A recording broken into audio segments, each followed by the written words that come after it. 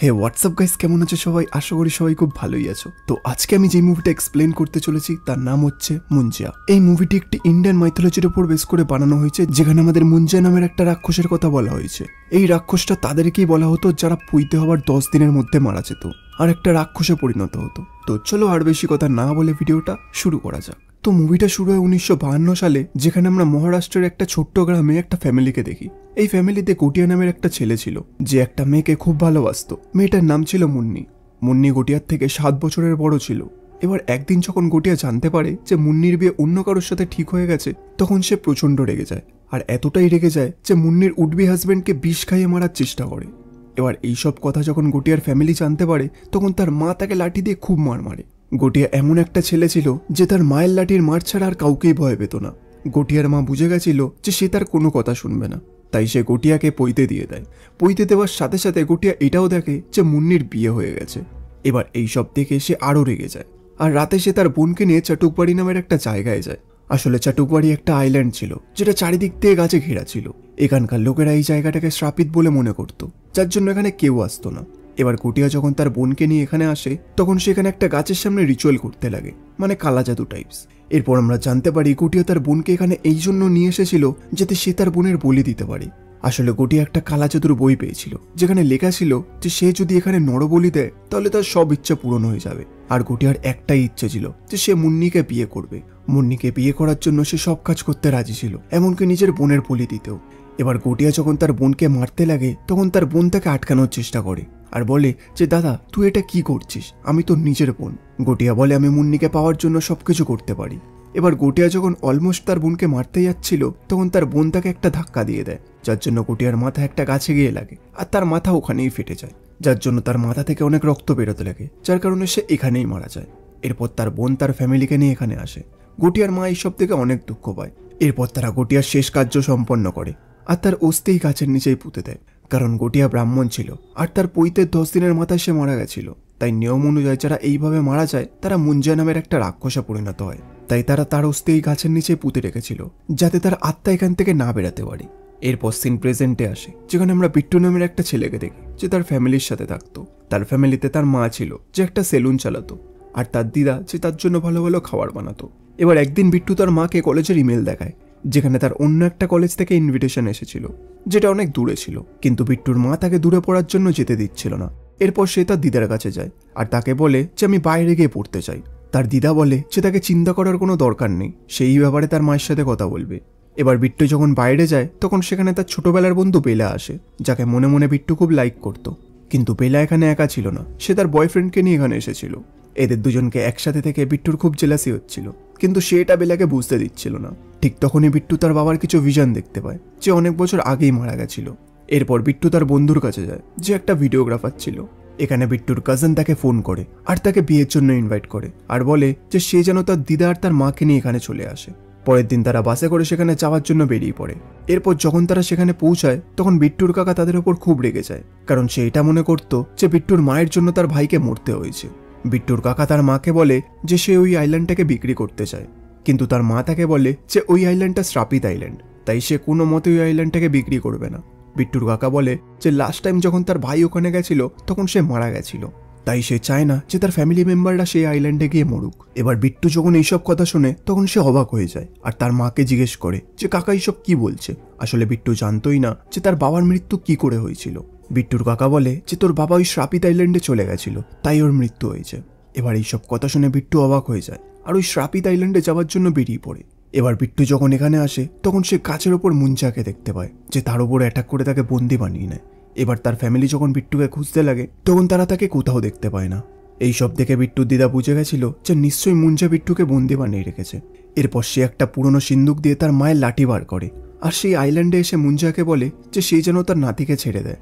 কিন্তু মুঞ্জিয়া বলে যে এত বছর পর যখন আমার বোন এখানে এসেছে, তখন আমি তার নাতিকে কেন যেতে দেবো। এরপর বিট্টুর দিদা ওই লাঠিটা দিয়ে গাছের মধ্যে মারতে লাগে, যার জন্য মুঞ্জিয়া অনেক ভয় পেয়ে যায়। এরপর আমরা জানতে পারি যে মুঞ্জিয়া আসলে আর কেউ না, বরং সেই ছোট্ট গটিয়া ছিল, আর বিট্টুর দিদা তার ছোট বোন ছিল। এবার যখন বিট্টুর বাবা এখানে এসেছিল, তখন গটিয়া তাকে মেরে দিয়েছিল, আর এখন সে তার নাতিকেও মারতে চাইছিল। এরপর বিট্টুর দিদা মুঞ্জিয়াকে লাঠি দিয়ে মেরে মেরে বিট্টুকে এখান থেকে নিয়ে যেতে লাগে, কিন্তু যাওয়ার আগে মুঞ্জিয়া বিট্টুর পিঠে একটা হাতের ছাপ দিয়ে দেয় আর সেখানেই মিলিয়ে যায়। এরপর বিট্টুর দিদা বিট্টুকে সব কথা বলে যে এই জন্যই সে তাকে এখানে আসতে বারণ করছিল। এবার হঠাৎ বিট্টুর পিঠে মুঞ্জার সেই হাতের ছাপ চকচক করতে লাগে, আর বিট্টুর বডি থেকে মুঞ্জা বাইরে আসে। বাইরে আসার পরই সে প্রথমে বিট্টুর দিদাকে মেরে ফেলে, কারণ সে এই মুভমেন্টটার জন্য অনেক বছর ধরে অপেক্ষা করছিল।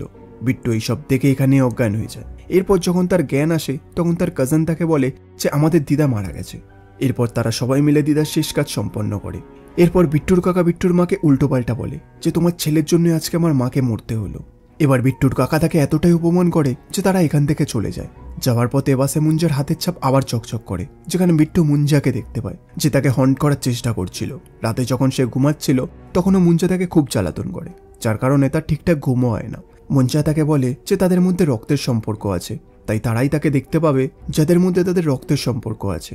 পরের দিন বিট্টু তার বন্ধুকে এই ব্যাপারে বলে, কিন্তু তার বন্ধু কিছুতেই বিশ্বাস করছিল না। ঠিক তখনই বিট্টু তার বন্ধুকে তার পিঠে মুঞ্জার হাতের ছাপ দেখায়, আর হঠাৎ মুঞ্জা সেখান থেকে বাইরে চলে আসে।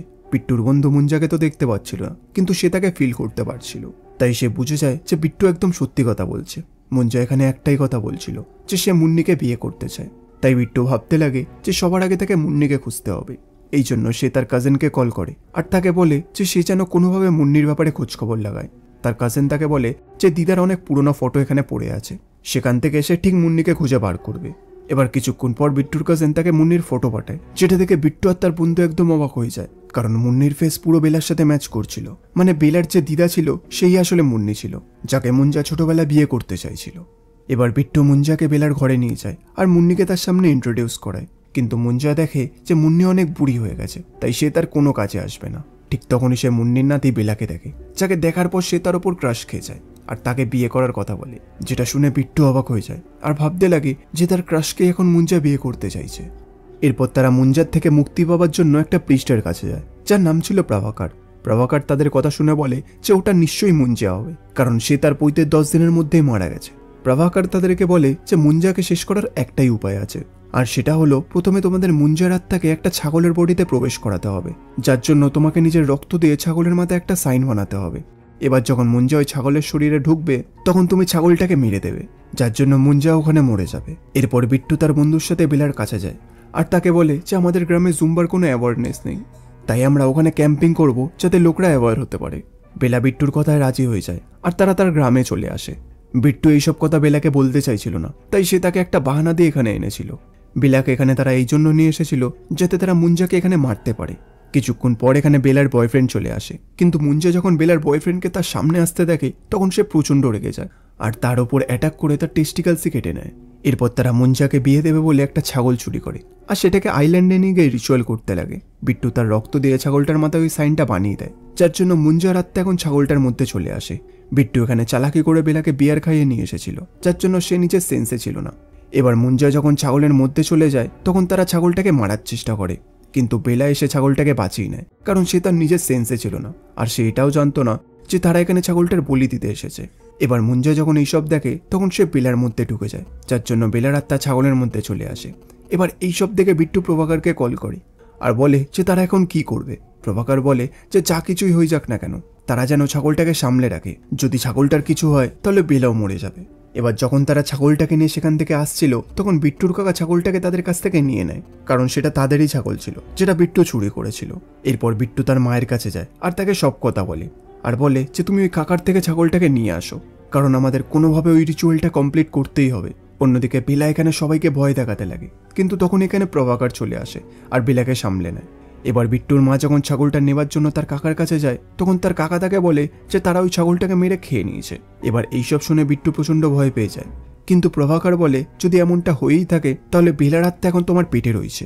এরপর তারা তার কাকার বডিতে ওই সাইনটা বানিয়ে দেয়, কিন্তু তখনই তারা জানতে পারে যে ওই ছাগলটা আসলে বেঁচে আছে, মানে বিট্টুর কাকা অন্য একটা ছাগলকে খেয়ে নিয়েছিল। এরপর তারা রিচুয়াল স্টার্ট করে, যেখানে বেলার আত্মা তার বডিতে ফিরে আসে, কিন্তু বিট্টুর কাকার মধ্যে মুঞ্জার আত্মা চলে আসে, যার কারণে মুঞ্জার সবার উপর অ্যাটাক করতে লাগে। এরপর সে বেলাকে নিয়ে চাতুক বাড়ি আসে যাতে সে তার এখানে বলি দিতে পারে, কিন্তু বিট্টু এখানে তার দিদার লাঠিটা পেয়ে যায়, যেটা নিয়ে সে এখানে চলে আসে আর মুঞ্জাকে মারতে লাগে। এরপর সে গাছের মধ্যে ওই সাইনটা বানিয়ে দেয়, যার কারণে মুঞ্জার আত্মা আবার ওই গাছের মধ্যে চলে আসে আর তার কাকাও এখানে বেঁচে যায়। এরপর সে বেলাকে এখান থেকে বাইরে নিয়ে আসে। এরপর আমরা কিছুদিন পরের সিন দেখি, যেখানে বিট্টু বেলাকে ফার্স্ট টাইম প্রপোজ করে, কিন্তু বেলা বলে যে সেই ব্যাপারে ভেবে দেখবে। এরপর আমাদের মুঞ্জাকে দেখানো হয় যে এখন অবধি বেঁচে ছিল আর এই গাছের মধ্যেই বন্দি ছিল, এরপর এখানে কয়েকটা লোক আসে আর গাছটাকে কেটে অন্য জায়গায় নিয়ে যেতে লাগে। মানে চেতুকবাড়ি থেকে এই গাছটা এখন অন্য জায়গায় শিফট হতে যাচ্ছিল। আর এই নোটে মুভিটা এখানে শেষ হয়ে যায়। তো বন্ধুরা, এটাই ছিল মুঞ্জা মুভির কমপ্লিট স্টোরি। তোমাদের যদি আমার এক্সপ্লেনেশন ভালো লেগে থাকে তাহলে ভিডিওটা লাইক করে চ্যানেলটা সাবস্ক্রাইব করে দেবে। তো আজকের জন্য এইটুকুই, দেখা হচ্ছে নেক্সট ভিডিওতে।